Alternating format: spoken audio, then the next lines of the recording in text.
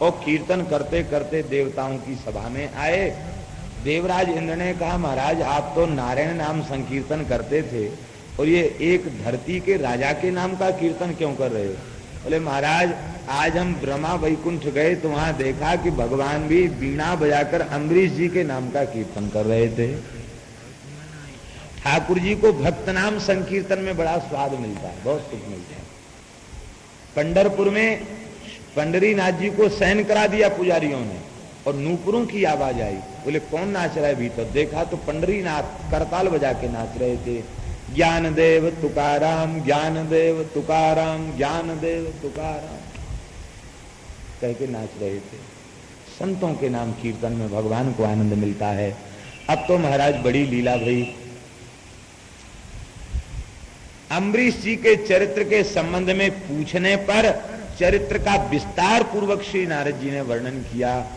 अब तो दुर्वासा जी उठ के खड़े हो गए। ओ नारद जी बंद करो, हो गई तुम्हारी कथा। हम जानते हैं तुम अम्बरीश की बड़ाई क्यों करते हो। तुम दौड़ दौड़ के वहां जाते होगे और तुमको बढ़िया हलवा पूड़ी ठाकुर सेवा जहां होती वहां खाने पीने की कमी तो नहीं रहती, क्योंकि रोज ठाकुर जी का कोई ना कोई उत्सव है। आज ये भोग लगाओ, आज ये भोग लगाओ, तो खाने पीने की कमी तो रहती नहीं है। तो बढ़िया बढ़िया सुंदर वहां प्रसाद पाने को मिलता होगा और बढ़िया अचला पीताम्बरी मिलती होगी। तो इसलिए जो जिसका खाता है, जिससे सम्मान प्राप्त करता उसकी बड़ाई करता। हम जैसे तपस्वियों के पास आपके लिए क्या धरा है, तो आप इसलिए हमारी प्रशंसा नहीं करते। मैं विश्वास नहीं करता कि अम्बरीश राजा होते हुए, गृहस्थ होते हुए इतना प्रेमी और इतना निष्काम भक्त हो सकता। मैं उसकी भक्ति की परीक्षा करूंगा। अम्बरीश जी में तीनों निष्ठाएं हैं, नाम निष्ठा, एकादशी निष्ठा और तुलसी निष्ठा। ये बड़े प्रेम से भगवान की सेवा पूजा करते, एकादशी का निर्जल व्रत करते। उस व्रत का उद्यापन करने के लिए कार्तिक शुक्ल पक्ष की एकादशी को आप मथुरापुरी पधारे, केशवदेव भगवान का पूजन किया, 60 करोड़ गायों का दान किया और 60 करोड़ गायों का दान करने के बाद आप व्रत का पारायण करना चाहते ही थे द्वादशी में, मंजुला महाद्वादशी में, कि उसी समय दुर्वासा जी आ गए। आपने प्रणाम किया, दुर्वासा जी से प्रार्थना की महाराज व्रत का पारायण करें। ले हम तुम जैसे गृहस्थी थोड़े जो सवेरे से खाने पीने के चक्कर में लग जाएं। भाई देखो एकादशी व्रत करने वाले समय से मुहूर्त से पारण करते हैं। ये तो परीक्षा लेने आए थे। अभी हमारा पाठ पूजा भजन का कुछ नियम बाकी है, उसको पूरा करने के बाद पाएंगे तो जरूर, लेकिन नियम पूरा करके पाएंगे। जमुना जी चले गए, जटा वाले महात्मा वो रोज रोज जटा नहीं भिजाते हैं। रोज रोज जटा भिजाएंगे तो उनको परेशानी होती है। अभी एक बार भीज जाने के बाद कम से कम 5-7 घंटे 10 घंटे तो सूखने में लग जाता है। तो रोज रोज नहीं भिजाते हैं, मस्तक से यहाँ से स्नान कर लेते हैं, जल से पोंछ लेते हैं। लेकिन आज तो दुर्वासा जी ने खूब जमुना जी की मिट्टी लगा लगा के जमुना जी के जल में पटक पटक करके जटाओं को धोया, जानबूझ करके देर कर दी। आपने कहा महाराज बड़ा धर्म संकट है, इधर तो ब्राह्मण को निमंत्रित कर दिया और उधर क्या करें, धर्म संकट है, व्रत की मर्यादा है। श्री वशिष्ठ जी महाराज ने कहा राजन आप निर्जल व्रत करते हैं, निर्जल व्रत करने वाला जल ग्रहण कर ले तो पारायण हो जाता है। आप जल भी ग्रहण मत करिए, आप तो भगवत चरणामृत लीजिए।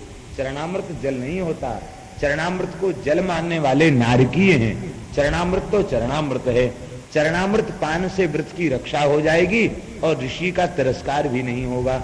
जैसे ही चरणामृत लिया कि दुर्वासा जी सामने प्रकट हो गए। अहो अस्य नृशंसस्य श्रियोन्मत्तस्य पश्यत, ये धन के मद में मत वाले इस राजा के साहस को तो देखो, ये कितना मत वाला हो रहा है। हम जैसे ब्राह्मण को निमंत्रित करके और इसके बाद इसने व्रत का पारण कर लिया, आज इसके अपमान का दंड में से चखा देता हूं। ऐसा कह करके अपनी भयंकर जटा को उखाड़ लिया। जटा खींच नाखिए, उठा करके ये नाखना, ये भक्तमाल में नाखना, नाखना माने पटक देना, रख देना। नाखिए, जटा को उखाड़ करके जैसे ही नाखा पटक दिया उससे भयंकर कृत्या प्रकट हो गई। महाराज आज्ञा दो, बोले भस्म कर दो इस राजा को। अम्बरीश जी महाराज सिर झुकाए खड़े थे। अरे व्रत भंग होता तो कोई बात नहीं थी, एक ब्राह्मण का तिरस्कार तो नहीं होता, एक ब्राह्मण देवता को क्रोध करना पड़ रहा है, तो इससे अच्छा है मेरा शरीर जल जाए। इसको ब्राह्मण का अपराध लग चुका है, ठीक है हम तो भजन करने वाले हैं, शरीर दूसरा शरीर भजन के लिए ले लेंगे, लेकिन ये ब्राह्मण का क्रोध शांत होना चाहिए। सिर झुका के खड़े थे। इनकी निर्भयता और इनकी क्रोध शून्यता को देख करके भगवान का चक्र प्रकट हो गया। बोलो सुदर्शन भगवान की। चक्र राज ने कृत्या को भस्म कर दिया और महाराज दुर्वासा जी के पीछे पड़ गए। दुर्वासा जी आगे आगे, सुदर्शन चक्र पीछे पीछे, भगाते भगाते भगाते भगाते तीनों लोकों में भगाया। ब्रह्मलोक में गए, ब्रह्मा जी ने कहा हम रक्षा नहीं कर सकते। शिवलोक में गए, शंकर जी ने कहा हम भी रक्षा नहीं कर सकते, विष्णु के पास जाओ। विष्णु लोक में गए तो भगवान ने मुंह घुमा लिया। भगवान बोले अहम भक्त पराधीनो यस्वतंत्र इव द्विज साधुभिर्ग्रस्त हृदयो भक्तैर्भक्त जन प्रिय। मैं सर्वतंत्र स्वतंत्र परमात्मा भी भक्ति के अधीन होकर परतंत्र हो जाता हूँ, भक्तों के परतंत्र हो जाता हूँ। वे संत मेरे हृदय को ग्रस लेते हैं, चुरा लेते हैं, और मैं भक्तों का प्राण सर्वस्व बनकर रहता हूँ। देखो मैं इन महात्माओं के बिना लक्ष्मी को भी परम गति, वे कुछ भी मेरे बिना लक्ष्मी धन परम गति कुछ भी नहीं चाहते। हे दुर्वासा तुम ही बताओ, ये दारागार पुत्राप्तान प्राणान वित्तमिमं परम हित्वा मां शरणं याता कथं तास्त्यक्तुमुत्सहे। आप ही बताओ, जो भक्त स्त्री पुत्र घर धन प्राण कुटुंब यहलोक परलोक सबकी वासना से सर्वथा शून्य होकर मुझसे प्रेम करते हैं, मेरी शरण में चले आते हैं, ऐसे भक्तों की रक्षा करूं कि ऐसे भक्तों से विरोध करने वाले की रक्षा करूं? आप बताइए उचित क्या है? यह सुनते ही दुर्वासा जी रोने लगे फूट फूट कर। महाराज उचित अनुचित का प्रश्न करोगे तब तो मेरी रक्षा नहीं होगी, बस ऐसी कृपा कीजिए, मैं आर्त हूं, आप आरती हर हैं, मेरी रक्षा कीजिए। भगवान बोले मैं आरती हर अवश्य हूं, लेकिन दुखों को, भक्तों को दुख देने वाले की आरती का हरण में नहीं करता। दुर्वासा जी बोले मैं शरण्य हूं, आप शरणागत हैं। बोले भक्तों को सताने वाले को शरण में भी नहीं रखता, भक्तापराधी को शरण में भी स्वीकार नहीं करता। कहा महाराज मैं ब्राह्मण हूं, आप ब्रह्मण्य देव हैं। बोले मैं ब्रह्मण्य देव अवश्य हूं, लेकिन जो ब्राह्मण भक्त विरोधी है मैं उस ब्राह्मण की रक्षा भी नहीं करता। तुमको पता नहीं है मेरा नाम भक्त वत्सल है। भगत बचल गुण सब ही कूटारे।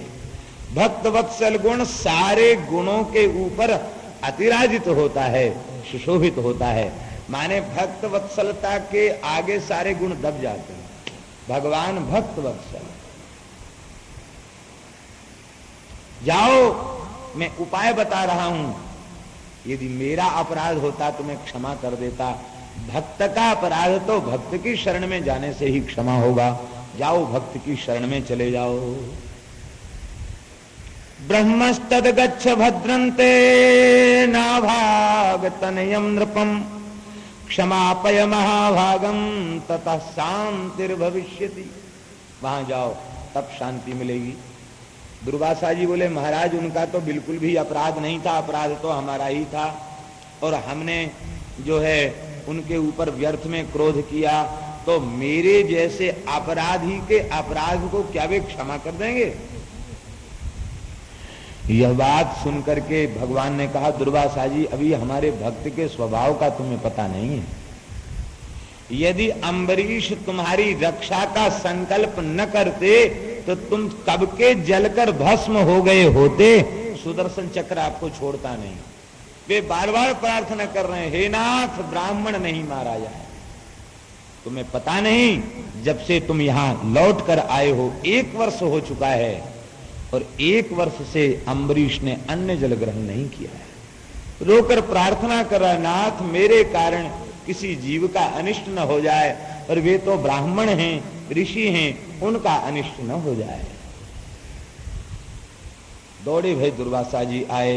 श्रीमद् भागवत में स्पष्ट शब्दों में लिखा है, अम्बरी एवं भगवता दिष्टो दुर्वासा चक्रतापितः अम्बरीशम उपावृत्य तत्पादौ दुखितो ग्रही।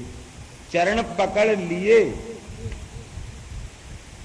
दुर्वासा जैसे महात्मा, जिनके चरणों में इंद्र महेंद्र भी नतमस्तक होते हैं, वे दुर्वासा जी किसी क्षत्रिय के राजा के चरण पकड़ लें, ये संभव है क्या? लेकिन आज असंभव भी संभव हो गया। तप, योग, ज्ञान, कर्म, इन समस्त साधनों की पराजय हो गई और आज भक्ति की विजय हो गई। भक्ति की विजय हो गई। देखिए दुर्वासा जी महाराज ऊर्ध्वरेता ब्रह्मचारी है, महान योगी हैं, महान तपस्वी हैं, महान ज्ञानी हैं, और शिव पुराण के अनुसार शंकर जी के अवतार हैं।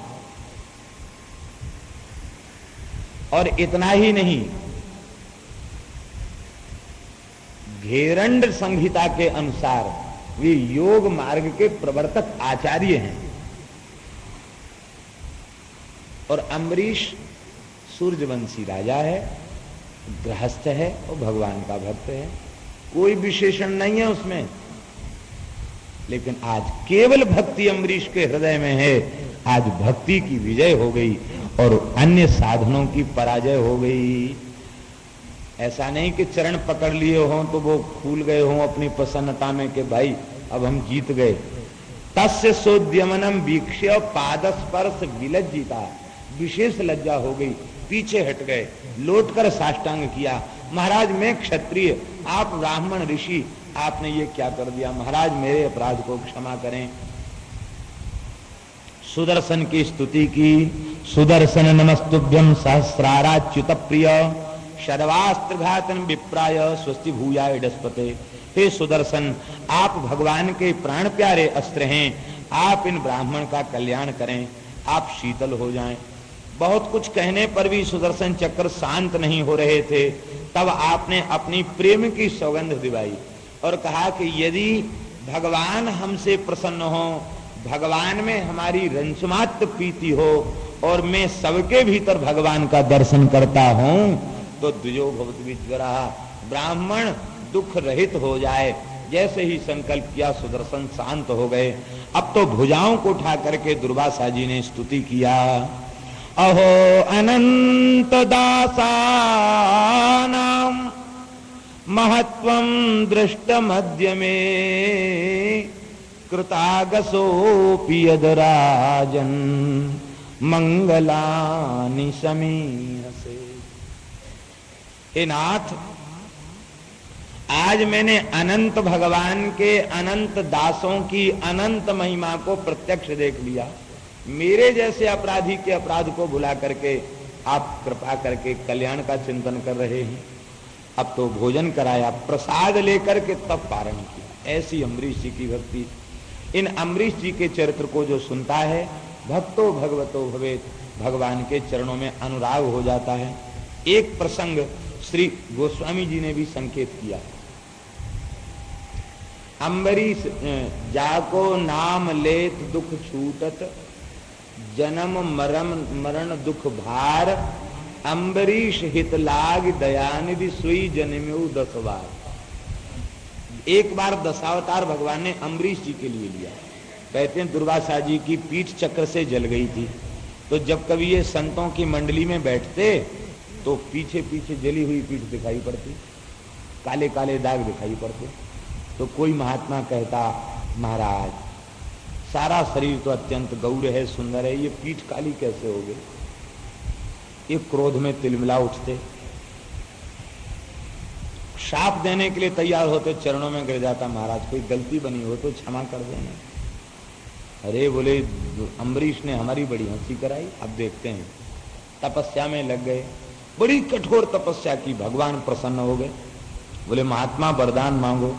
कहते वरदान यही दीजिए कि अम्बरीश का मोक्ष न हो, कम से कम 1000 जन्म उसे लेना पड़े। भगवान हंसने लगे, वाह महात्मा तुम बड़ी विचित्र लीला रच रहे हो, इतना पीछे पड़ गए भगत के, कहते 1000 जन्म लेना पड़े। मेरा भक्त तो जीवन मुक्त होता है, वो चाहे तो जन्म ले भजन के लिए, न चाहे तो उसे कोई संस्कृति के चक्र में डालने वाला नहीं। हाँ, अम्बरीश का तो जन्म मृत्यु के चक्र में पतन नहीं हो सकता, लेकिन भक्त के कष्ट को भगवान अपने ऊपर लेते हैं। अम्बरीश के 1000 जन्म और हमारे 10 जन्म,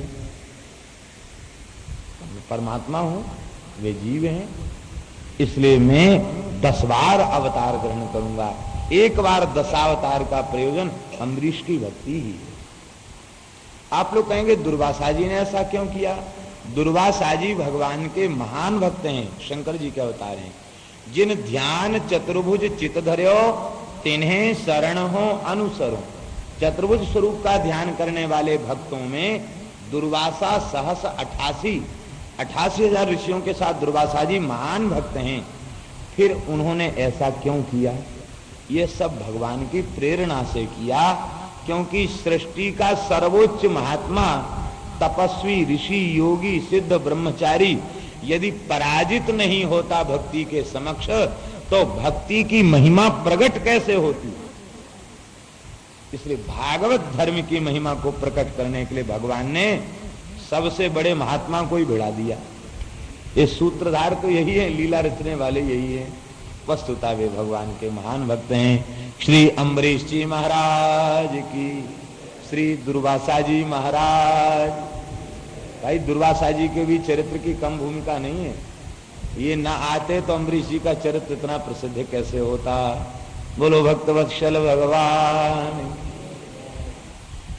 12 बज के विरूपः केतिमान शंभु अम्बरीश सुतास्त्रयः विरूपात् प्रसिद्धस्रोभूत् तत्पुत्रस्तु रथीतरः।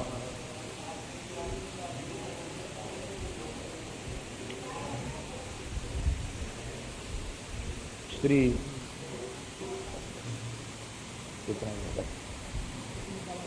ईशस्तनयेषु राज्यम् समानशीलेषु विसृज्य धीरः वनं विवेशात्मनि वासुदेवे मनो दधध्वस्त गुण प्रवाह।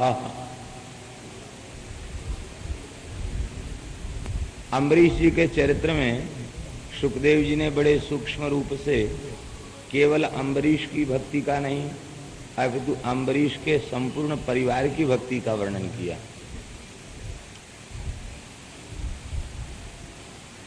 आरिराधयिषु कृष्णम महिष्या तुल्यशीलया युक्तम युक्ता सांवत्सरो वीरः दधार द्वादशी व्रतम।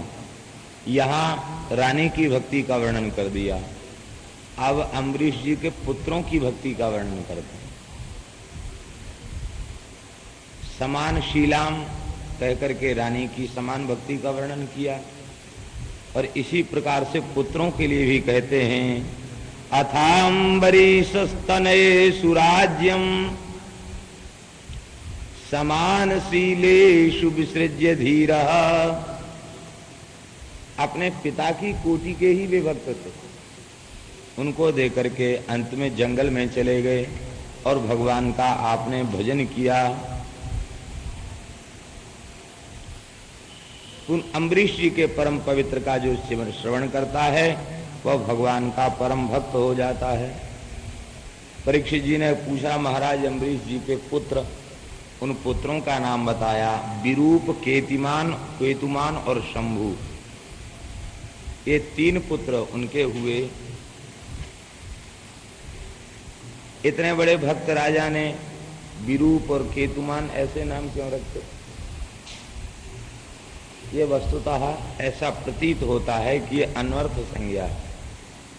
आपके सबसे बड़े पुत्र वे सदा भाव में भरे रहते,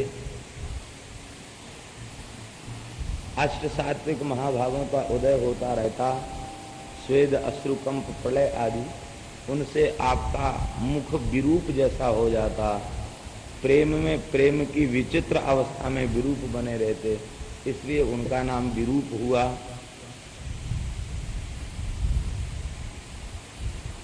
केतु शब्द का अर्थ ध्वजा भी होता, मध्यम पुत्र केतुमान, भक्ति की ध्वजा को फहराने वाले केतुमान हुए, भक्ति की ध्वजा जिनके हाथ में। और तीसरे तो साक्षात शंभु ही थे, वैष्णवानाम यथा शंभु। इस तरह से ये तीनों पुत्र महान भक्त हुए और इसी वंश में जो रथितर थे, प्रसदस्व के पुत्र, वे संतानहीन थे। अंगिरा ऋषि से प्रार्थना की और अंगिरा ऋषि ने ब्रह्मतेज से संपन्न कई पुत्रों को जन्म दिया।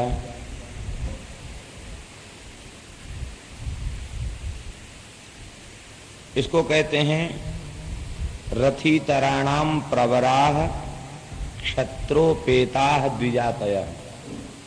वे क्षत्रोपेत द्विजाति हुए, अर्थात क्षत्रिय और ब्राह्मण, इनसे संबद्ध यह गोत्र हुआ।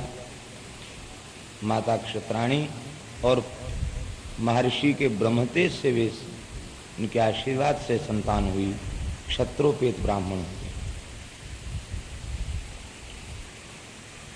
एक बार मनु जी के छींकने पर एक पुत्र उत्पन्न हुआ, उनका नाम इक्ष्वाकु हुआ। इक्ष्वाकु के 100 पुत्र थे, इनमें बिकुक्षु, निमु और दंडक, इनमें बिकुक्षी के वंश में भगवान हुए। और दूसरे पुत्र जो निमि थे, ये निमि से मिथिला निमि वंश चला। वशिष्ठ जी और निमि की शापाशापी हो गई। यज्ञ के लिए वशिष्ठ जी को आचार्य के रूप में वर्ण किया। वशिष्ठ जी ने कहा, राजन, मैं देवताओं की यज्ञ में पहले से व्रत हूँ, उनका यज्ञ कराने के बाद तुम्हारा यज्ञ कराऊंगा। वे चले गए और देवताओं की आयु बहुत बड़ी होती है, क्योंकि मनुष्यों का 1 वर्ष और देवताओं का 1 दिन बराबर होता है। मनुष्यों का 1 वर्ष और देवताओं का 1 दिन रात। उत्तरायण देवताओं का दिन है और दक्षिणायन देवताओं की रात्रि है। 6 महीने का दिन और 6 महीने की रात्रि। इस हिसाब से इंद्र का यज्ञ हुआ तो उसमें काफी समय लग गया। निमि जी ने विचार किया, समय का कोई ठिकाना नहीं है, अच्छे कार्य को शीघ्र कर लेना चाहिए। ऐसा विचार करके उन्होंने ब्राह्मणों के ऋषियों के आचार्यत्व में, महर्षि गौतम के आचार्यत्व में आपने यज्ञ कराना प्रारंभ कर दिया। वशिष्ठ जी लौट के आए, उन्होंने देखा यज्ञ हो रहा है, क्षुभित हो गए और उन्होंने कहा, निमि बड़ा देहाभिमानी है, इसका देह नष्ट हो जाए। निमि ने कहा कि गुरु महाराज ने बिना सोचे विचारे शाप दिया, मैं भी शाप देता हूँ, वे शरीरहीन हो जाए।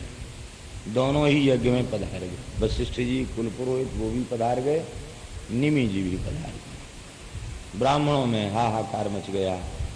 यज्ञ कैसे पूर्ण हो? यज्ञ की दीक्षा ली जा चुकी है। ब्राह्मणों ने दोनों की आत्माओं का आवाहन किया। निमि जी ने शरीर ग्रहण करना अस्वीकार कर दिया, क्योंकि वे महान ज्ञानी थे।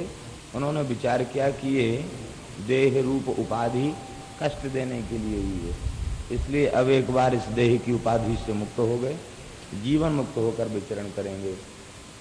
आपने देह ग्रहण नहीं किया।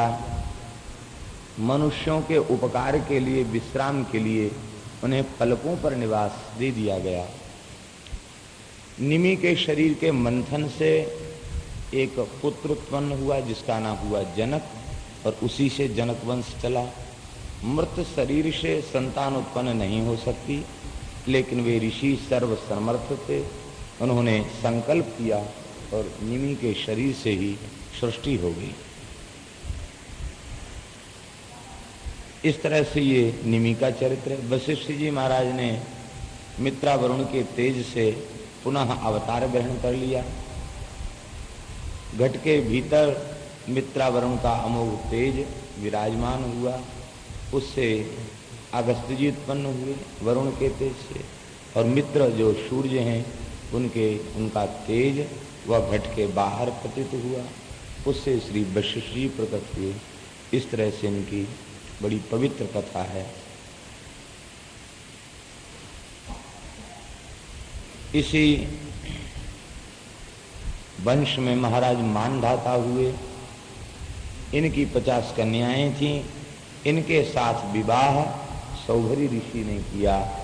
मत्स्य के विहार को देख करके मन में गृहस्थाश्रम में प्रवेश की इच्छा हो गई, और इसके बाद वे महात्मा राजर्षि मानधाता के पास आए, कन्याओं की याचना की। मानधाता बोले, महाराज हमारी 50 कन्याएं अवश्य हैं, लेकिन मैं किससे विवाह करूं?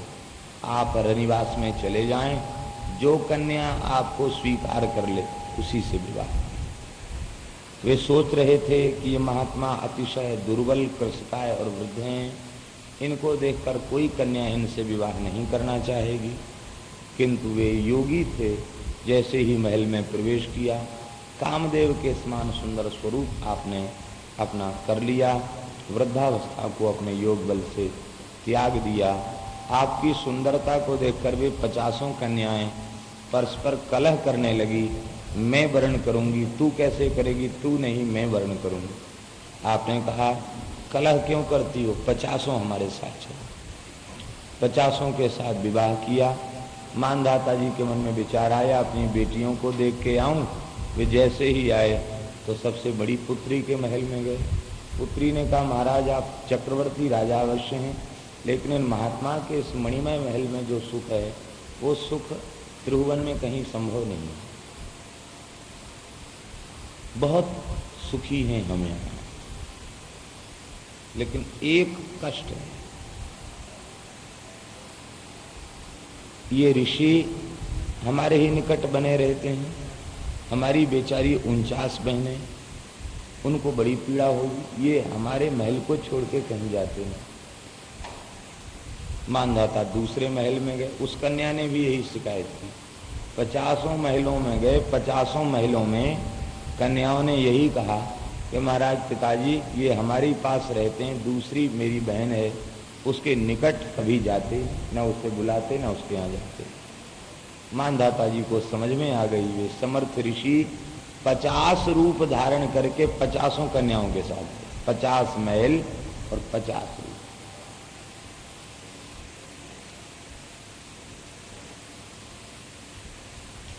एक गीत गाया